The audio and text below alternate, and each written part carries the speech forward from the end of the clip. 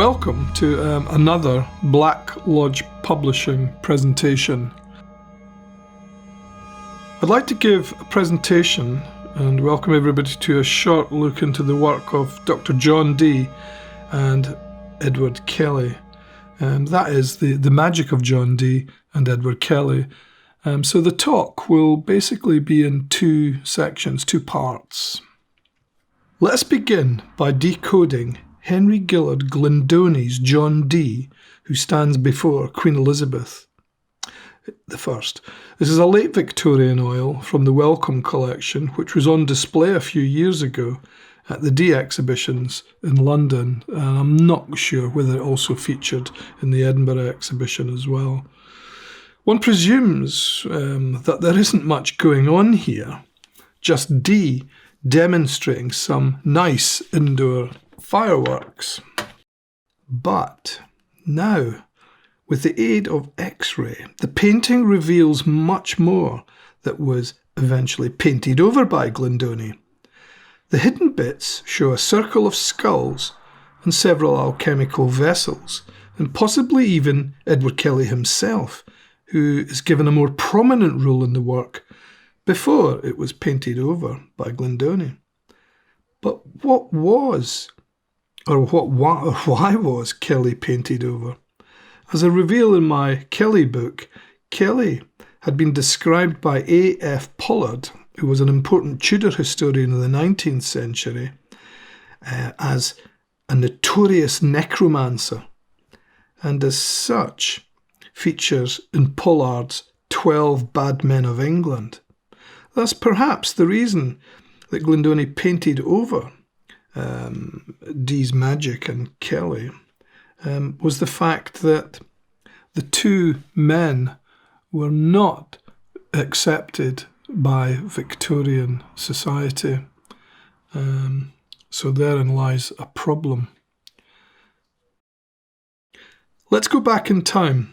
Another yet important little known fact about John Dee, born on the 13th of July 1527 and died 1609, is his secret association with the Familia Caritatis, that is the family of love, where the motto still serves Labore et Constantia, labour and perseverance, and should ring some bells for anyone who is interested in Uncle Al's title Perdurabo.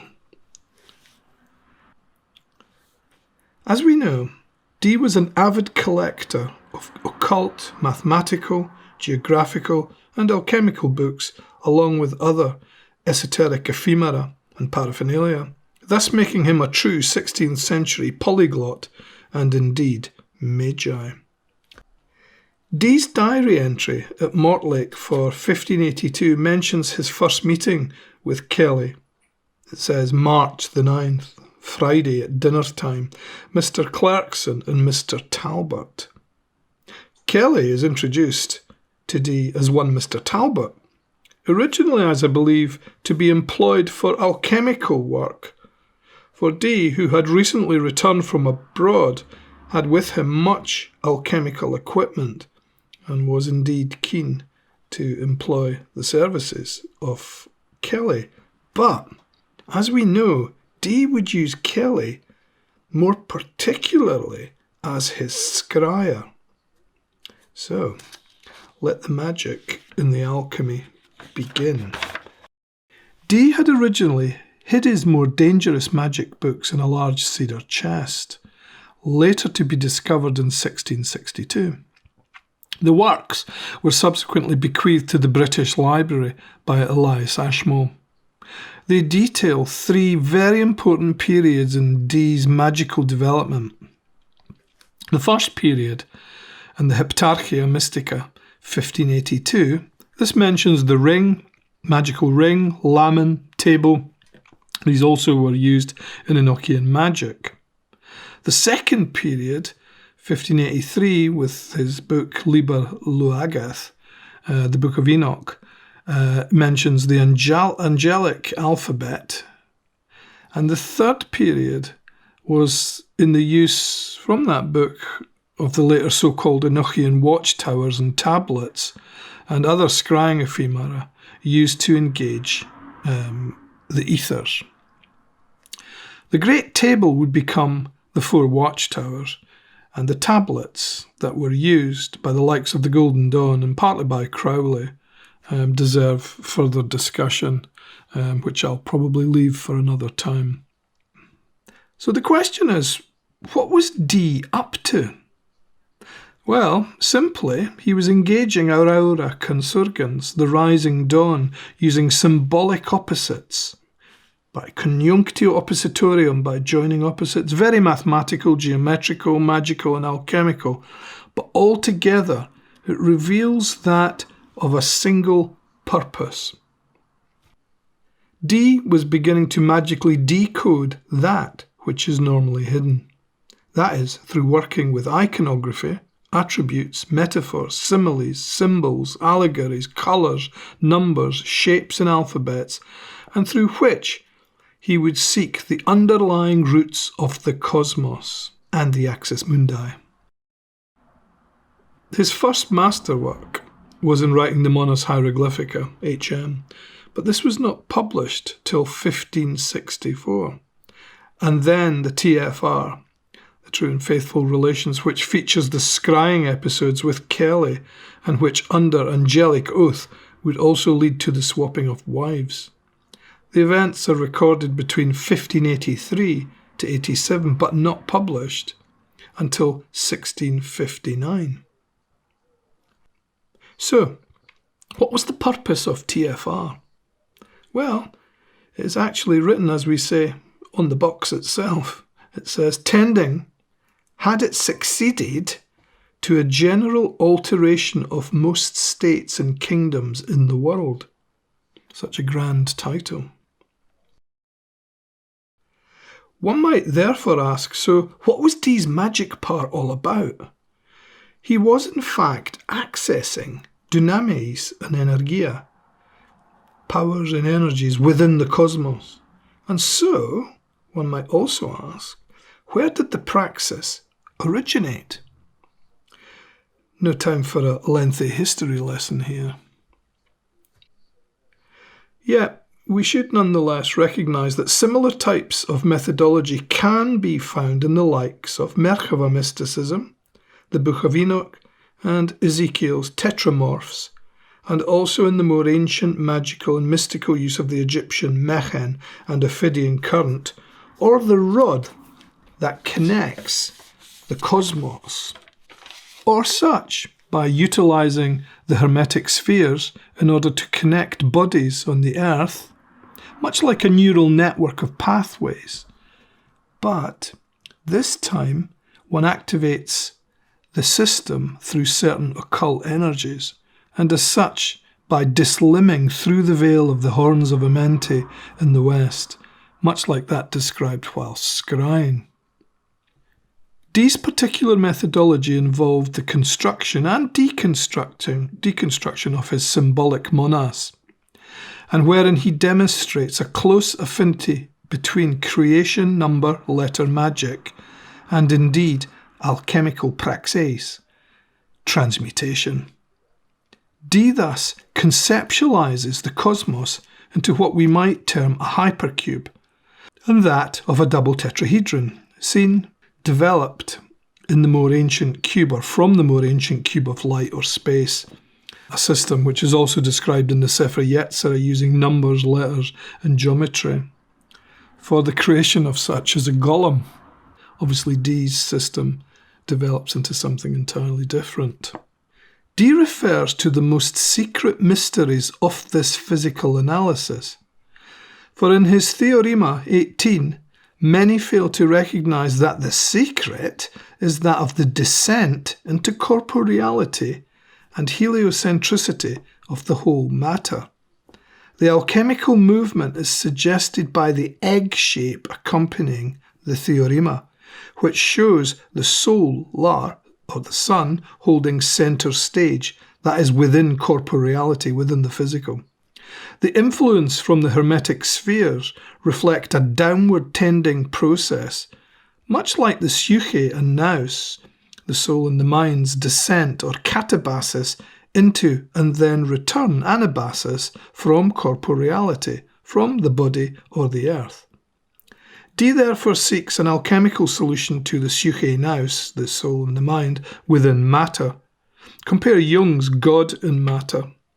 For me, this is clearly linked to the older Egyptian duatic sources, but was probably understood by Dee through Alchemical and his reading of the Tabula Smaragdina, the Emerald Tablet, where we are informed that the operation of the sun is now complete.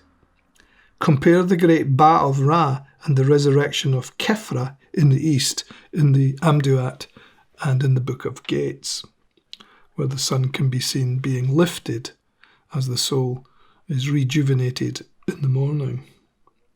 Thus, Dee's emanationary descent leads the reader back to his Theorema 1 in the Monas Hieroglyphica by point, line and circle. Dee introduces the idea of a point, and in so doing he invites us to follow his theorems.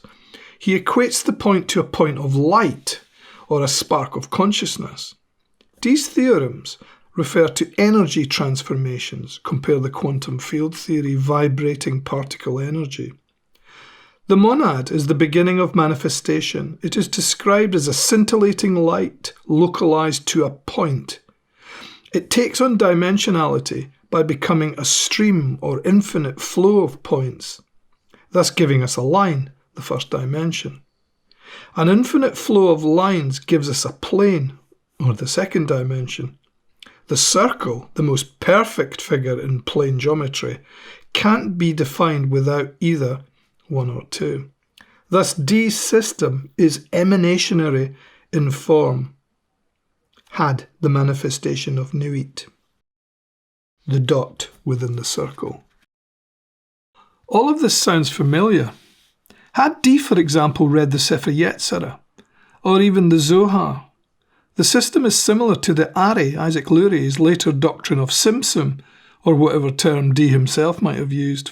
For Dee's system is emanationary in form and sits well with the Zohar, indeed that of Tzimtzum, and where, quote, a blinding spark flashed within the concealed of concealed, from the mystery of the infinite, a cluster of vapour and formlessness set in a ring, not white, not black, not red, not green, no colour at all.